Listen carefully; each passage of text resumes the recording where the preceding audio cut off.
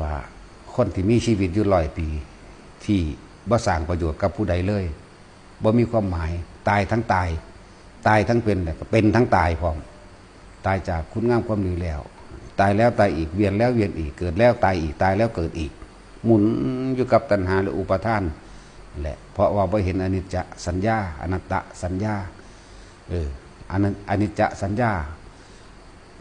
ไผก็สิบ่เห็นเห็นคนตายไหมนั่นแหละอนิจจสัญญามันบ่เที่ยงแท้แน่นอนเห็นกันอยู่ลัดตอนแรกมาตายซ้ำนี่อนิจจสัญญาอนัตตสัญญานะผัวเมียกอดกันอยู่ดีๆนึงตื่นยามเช้ามาตายก็มีตายตอนกลางคืนก็มีจังซั่นแล้วนั่นแหละถ้าเฮานั่นเข้ามาแล้วถ้าเฮาบ่มาฟัง